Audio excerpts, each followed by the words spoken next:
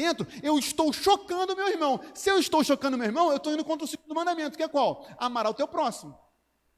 Gente, deu para entender que eu fiz um grande parênteses sobre o que é pecado e o que não é pecado? Tá? Na dúvida, é sempre isso, tá? É sempre isso que você usa como base lá, tá?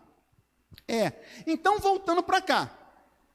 Uma vez que nós morremos para a lei, nós agora não somos mais, não fica mais coçando cometer o pecado, porque a lei falou. E aí, só terminar aqui de ler, graças a Deus em Cristo, nós morremos para a lei.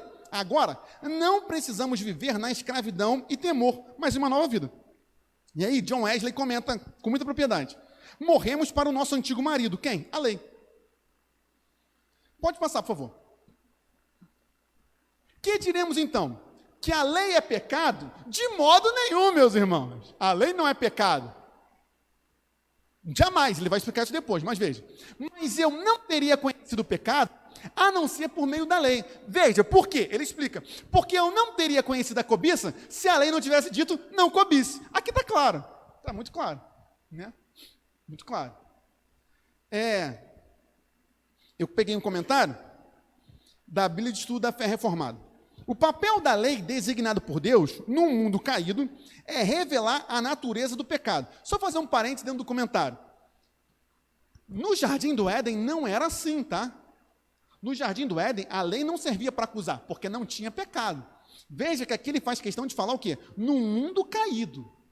Hoje, depois da queda, a lei serve como acusação. Mas no Jardim do Éden, a lei servia como salvação. Por quê? Bastava Adão e Eva não comerem do fruto, que eles estavam salvos. Só que isso não acontece mais conosco, porque somos todos pecadores, tá? Mas deixa eu continuar a leitura. O papel da lei designada por Deus, num mundo caído, é revelar a natureza do pecado humano. A lei não somente define o pecado, como também age como um catalisador, provocando as próprias reações pecaminosas que ela proíbe e condena. Veja, em si mesma, a lei que nos leva a conhecer a realidade do pecado em nosso sistema moral e espiritual é santa, justa e boa. Em outras palavras, para ficar claríssimo, o problema não é a lei, mas antes o coração humano caído que pega a lei e a usa para pecar ainda mais.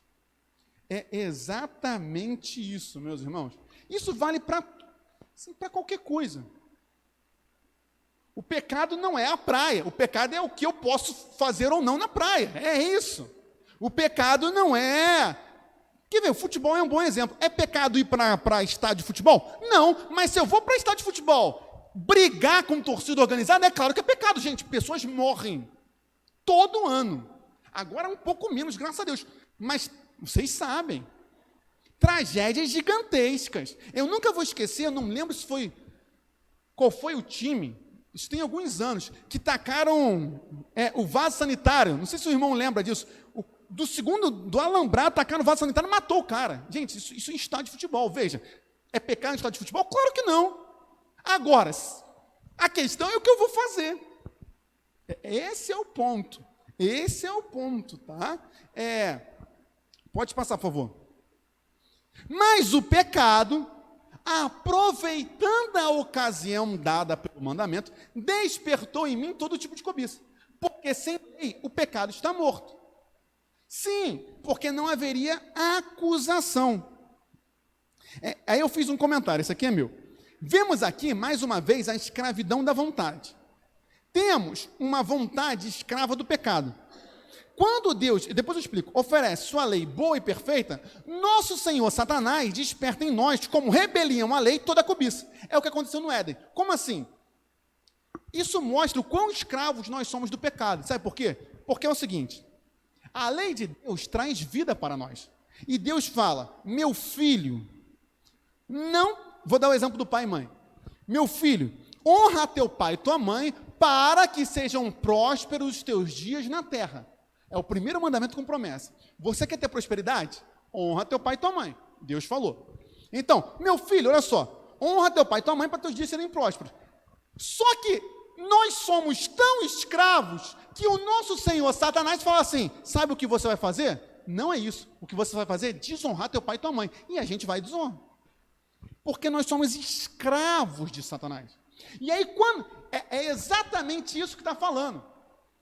Por que a lei desperta em nós? Porque é quase como se Satanás ficasse provocado por Deus nos oferecer vida e liberdade, e Satanás fala, você é meu e vai fazer aquilo que eu quero, e aquilo que eu quero é que você desobedeça diretamente a Deus. Que foi a aposta com Jó. Jó teme a Deus de graça, vai, e aí Satanás fala isso para Deus, né? Deus, toca em tudo que ele tem, e verás se ele não blasfema contra ti na tua face. Essa é a aposta de Satanás contra nós, né, meus irmãos? Foi a aposta contra Jesus no deserto e tudo mais. O ponto aqui qual é? É exatamente esse. Nós somos rebeldes contra Deus, nós estamos em guerra contra Deus. Então, quando Deus me dá uma ordem que é para a minha salvação, no sentido de trazer vida para mim, eu faço exatamente o oposto. Tem gente que parece que é exatamente isso, né? Tu fala assim, meu funcionário, olha só, eu quero que você bote as pastas amarelas na direita e as pastas vermelhas na esquerda. O que o cara faz? Bota a amarela na esquerda e a vermelha na direita. Aí tu fica se perguntando, será que o cara é ignorante ou se ele fez de propósito? Tem coisas que tu pode falar assim, não é possível. Quer ver? Vou dar um exemplo. Algo que me irrita muito. Eu estou procurando vaga, seja lá onde for, o cara para o carro entre as duas vagas, pegando duas ao mesmo tempo. A gente fica pensando assim, Senhor, não sei se o errado sou eu, não sei o que aconteceu aqui, mas dá-me mais graça, Senhor, dá-me mais graça, igual aquela música, né? Dá-me mais graça, porque misericórdia. É exatamente isso. Deus oferece a todo ser humano a lei que conduz à vida. Só que o ser humano, por ser naturalmente escravo do pecado, o pecado faz com que o ser humano faça o oposto. Mas quando Jesus nos liberta da escravidão do pecado, nós agora podemos cumprir a lei, ou melhor, podemos não mais pecar. Gente, deu para entender isso? É o mesmo raciocínio, tá? Foi mesmo? Que isso? Tu ia fazer um mais ou menos, né? Mas aí tu parou no meio. Ele fez assim, ó. Ele estava assim, eu falei, foi mesmo? Aí deu uma balançada, eu falei, opa, então, né? Então deu aquele, fez a sinapse. Muito bom, muito bom, muito bom. Deixa eu ver aqui. Ah, tá. Pode passar, por favor. Aí, calma para não embolar aqui. Houve um tempo em que, sem a lei, eu vivia. Mas quando veio o mandamento, o pecado reviveu e eu morri. O que ele está falando aqui é o seguinte, como assim eu vivia sem a lei? É porque eu vivia do modo como eu queria. E eu achava que era vida. É o cara que está lá fora e ri da gente. Ah, tu vai de novo para a igreja, quem tem vida sou eu. Mal sabe ele que nem vida somos nós, e ele está no inferno. Então é isso que ele está falando. Houve um tempo em que sem a lei eu vivia. É porque o que ele está falando aqui é o seguinte, mas quando veio o mandamento, o pecado reviveu e eu morri. Vocês vão entender exatamente isso aqui. Esse aqui é o cara que nunca ouviu falar de Jesus. Ele acha que está de boa, não conhece nada da lei, e está lá fora. Esse aqui é quem? Quando veio o mandamento, o pecado reviveu. É aquele que entrou, conheceu a palavra, mas saiu. Agora ele já sabe. Aí agora o pecado é reavivado. Por quê? Porque ele já tem conhecimento. E coisa difícil é tu pregar para a pessoa que já foi crente. Ou, não vou discutir se já foi crente, pessoa desviada. Por quê? Porque o cara acha que sabe de Bíblia. Se soubesse, não estava onde está. Mas é muito mais difícil, porque ele tem resposta para tudo. Ele te faz perguntas que tu não sabe responder. Ele canta louvor. Exatamente. Então aqui a gente tem o retrato daquele que nunca ouviu falar de Cristo. Houve um tempo em que sem a lei eu vivia, nunca ouvi falar de mandamento, não sei quem é Jesus, não sei nada. E aqui é aquele que já ouviu falar, quando veio o mandamento, quando ele conheceu a palavra, o pecado reavivou, porque ele saiu e agora ele está na morte. Gente, deu para entender o que ele está falando aqui, esses dois momentos da vida do indivíduo? E aí, eu separei aqui mais um comentário da Bíblia de Estudo da Fé Reformada. Ele vivia não no sentido de ter vida espiritual, mas em sua própria estimativa, ou seja, ele achava que estava vivo. Conhecer a lei, que prometia a vida por obediência, fez Paulo compreender que era exigido guardá-la. Tentar obedecer à lei o fez compreender que, interiormente, nos desejos do coração, ele estava constantemente transgredindo a lei, mesmo antes de conhecê-la. Ou seja, a lei revela o pecado que há em mim. Gente, está claro de verdade? Que isso? Vai mudando, a cada versículo vai mudando. Amém, glória a Deus. Passa aí. É muito mistério. Eu verifiquei que o mandamento que me havia sido dado para a vida, esse se tornou o mandamento para a morte. Como assim o mandamento ser dado para a vida? Bota Levítico 18:5. Por favor.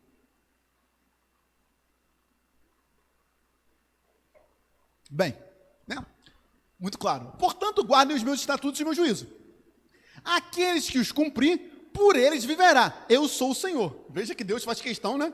Eu sou o Senhor, é Deus falando. Então, aquele que cumpre os mandamentos, por ele viverá. Isso aqui, meus irmãos, por que tem esse versículo na Bíblia? Para deixar claro que ninguém vai conseguir viver por cumprir os mandamentos. Por quê? Porque ninguém cumpre. Então, só é possível ter vida como? Por Jesus. É isso que ele está dizendo, deixando claro, ao ler toda a Bíblia, né? É impossível você achar que vai ter vida cumprindo o mandamento. Por quê? A gente não cumpre, meus irmãos. Por isso que achar que boas obras salvam alguém, que pagar promessa, comprar indulgência, dar dízimo, seja lá o que for, vai salvar? Não vai. Não vai. Porque a gente não cumpre. Então, somente Jesus, aquele que cumpriu toda a lei, todos os mandamentos, pode nos salvar. Tá? Volta lá para Romanos. Mas o pecado Não, pode passar? Pode passar? Eu verifiquei que o mandamento que tinha sido me dado para a vida, como a gente acabou de ler, ele se tornou um mandamento para a morte. Por que ele fala assim? Eu verifiquei. Porque eu verifiquei que, na verdade, eu não cumpro nada. Eu não faço nada que Deus manda. É isso que ele está dizendo, tá? Pode passar? Porque o pecado, aproveitando a ocasião dada pelo mandamento, me enganou. Por meio do mandamento, me matou. Exatamente Adão e Eva. A serpente vai enganar e a ordem que era para a vida se tornou morte. Por quê? A ordem qual era? Não coma do fruto que você vai viver. Ao comer do fruto, você morre. Gente, de boa, tranquilo? Tranquilão? Tranquilo? Agora sim, isso é muito bom. Pode passar, quem está caminhando para o fim. Assim, para não ficar nenhuma dúvida, o problema não está na lei. O problema é pelo contrário. Gente, para ficar fácil é o seguinte. Não, Deus é culpado. É igual você falar que o remédio é culpado da tua doença. A culpa não é do remédio. A culpa é de quem? De mim que não tomo o remédio de forma correta.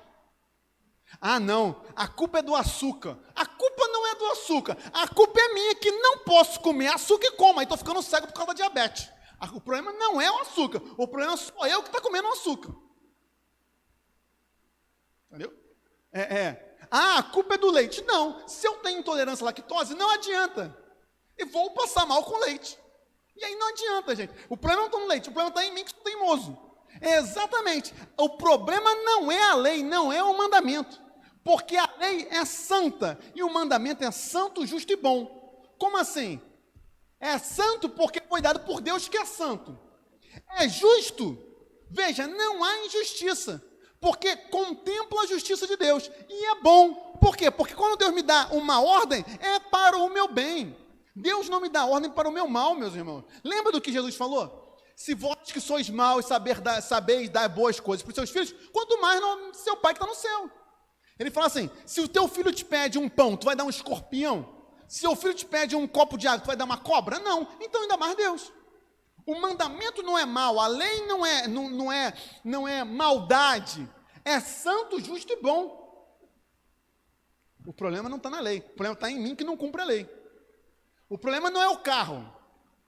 O problema é que o carro fala, o carro não, né? O criador, o fabricante fala, tem que botar óleo. Aí eu não boto óleo, o que acontece? Bate o motor e meu irmão, minha irmã, se bater motor já era, né? Aí estoura tudo, só a graça do Senhor, né? Não, tá saindo tá esquentando ali. Não, dá para chegar até o posto. Esse papo de dá para chegar até o posto é quando frita o carro todo. Aí já era, é só a glória, né? Aí já vai igual na carroça de fogo, aleluia. Eu peguei aqui um comentário que diz assim, da Bíblia de Estudo da Reforma. O efeito da lei demonstra um problema em nós, não na lei. O problema não é a lei, meus irmãos. O problema não é o mandamento. Como as pessoas lá de fora querem botar. Não, é muita regra na igreja. O problema não está na regra, o problema está em mim que não cumpre. Por quê? Porque a regra de Deus é boa. Acho que foi John Locke que falou. Uma cerca que me impede de cair no precipício não está tirando a minha liberdade. Gente, a lei de Deus me impede de cair no precipício do inferno. Então a lei não é má, a lei é boa, é santa e justa. O problema está em mim, não cumpro a lei e quero me tacar. Aí, gente, pode passar. E a gente chega no final. Tem mais um, né? Então, aquilo que é bom se tornou morte para mim? De modo nenhum. Não é a lei que está me matando. Pelo contrário, o pecado para mostrar-se como pecado, ou seja, o pecado para mostrar como é ruim, por meio de uma coisa boa, que é a lei, o mandamento de Deus, causou-me a morte. Por quê? Porque eu desobedeci, a fim de que pelo mandamento o pecado mostrasse toda a sua força de pecado. É exatamente isso, meus irmãos. É exatamente isso. O pecado não está no relacionamento interpessoal. O pecado está naquilo que eu faço quando me relaciono com outras pessoas. O pecado não está no dinheiro. O pecado está o quê? No amor ao dinheiro. É pecado querer ficar rico? Não. O pecado qual é? É quando eu fico rico e esqueço de Deus. E eu posso esquecer de Deus rico e pobre, né? A questão não é essa. O pecado não está na comida. O pecado está onde? Na gula. Veja, o pecado não está no mandamento, nem na lei de Deus, nem na vontade de Deus. O pecado está onde? Em mim, que não a cumpre. Isso está claro, meus irmãos? E aí, finalmente, eu peguei só um comentário aqui da Bíblia de Estudo da Fé Reformada. Foi o pecado em mim que se tornou a causa de minha morte espiritual, por me levar a transgredir a lei de Deus. E aí, para terminar hoje, pode passar. Pois bem sabemos que a lei é espiritual, eu, porém, sou carnal, vendido à escravidão do pecado. Veja, a lei é boa, a lei tem vida espiritual, mas eu, como sou pecador carnal, estou vendido à escravidão do pecado. A gente vai até aqui, depois a gente vai continuar, mas eu vou fazer uma aplicação. Qual é? E a aplicação, meus irmãos, é muito clara. Você é noiva de Cristo. Com Jesus, eu posso vencer o pecado, meus irmãos. Toda essa nossa série sobre santidade é para falar isso para nós. Que nós não somos mais escravos de Satanás, nós não precisamos mais viver como escravos dele, nós não estamos mais casados com a lei, nós temos um noivo, e que aguarda por nós a noiva, até naquele dia quando teremos as bodas com ele, as bodas do Cordeiro. Meus irmãos, sim, fomos vendidos à escravidão do pecado, mas o preço da nossa escravidão já foi paga. Hoje eu e você podemos ser livres do pecado. Nas nossas casas, nas nossas famílias. Por isso que aquilo que nós precisamos é de Jesus. Ao falar sobre pecado, meus irmãos, e ao falar sobre a lei de Deus que revela os pecados, isso não é uma mensagem de destruição, é de vida. Por quê? Porque ao falar sobre pecado, nós falamos sobre a solução do pecado, que é Jesus. E que eu e você, na cruz, já fomos libertados. Existe libertação para mim e para você, muito mais do que de um vício, de um ressentimento. Libertação da escravidão do pecado. Eu e você podemos ser livres em Jesus, pois só Jesus pagou o preço da minha escravidão. Só Jesus pode nos libertar. Feche seus olhos, fale com o Senhor nessa noite. Tem uma oração de pedir perdão, uma oração de alegria, de agradecimento. Eu não sei, meu irmão, minha irmã. Eu não sei, mas fale com o Senhor.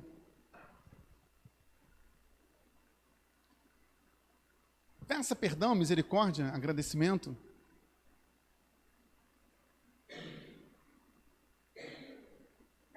Ao falar sobre a escravidão do pecado, nós não apenas apontamos a escravidão, nós apontamos a solução, e a solução é Jesus, que já nos alcançou. Senhor, muito obrigado, Deus, em primeiro lugar, porque Jesus Cristo, nosso Salvador, já pagou o preço da nossa escravidão. Hoje não precisamos mais ser escravos do pecado, podemos ser livres, libertados. Senhor, louvado seja o teu nome. Engrandecido seja o teu nome, Senhor. Tu és bom. E sendo assim, Senhor, nós pedimos perdão pelos nossos pecados, pelos nossos erros, pelas nossas falhas. Tem misericórdia de nós, Senhor, nos alcance. Nos livre de todo mal. Nos livre do nosso próprio mal, Senhor. Do mal da nossa vontade pecadora.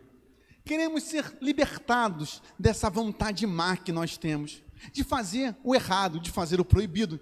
Mas em Cristo Jesus, queremos ter vida, cumprir a vontade de Deus, que para nós é boa, justa, santa, perfeita, agradável.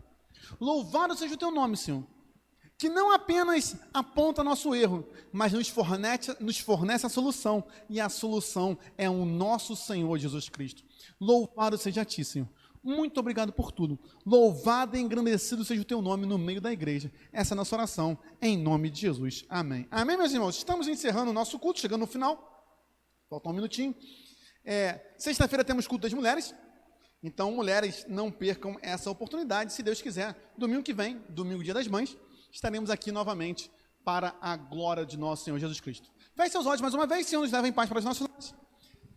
As mulheres na sexta-feira, se for a tua vontade, possam estar aqui. No domingo, nós, novamente, no dia das mães, a celebrarmos a ti, Senhor. Muito obrigado por tudo. Temos um final de noite em paz. Tem misericórdia do Rio de Janeiro, Senhor, de Madureira. Tem misericórdia da violência, Senhor. Traga paz. Traga paz. Somente o Senhor tem a solução para o que está acontecendo na nossa cidade, no nosso bairro, Senhor. Tem misericórdia de nós. Mão no seu coração, meu irmão, minha irmã, que a graça do Senhor Jesus, o amor de Deus o Pai, e as doces consolações de Espírito Santo de Deus, e a libertação de Jesus Cristo seja sobre você e sua família, hoje para sempre. Todos digam. Está encerrado esse culto. Deus abençoe. Amém.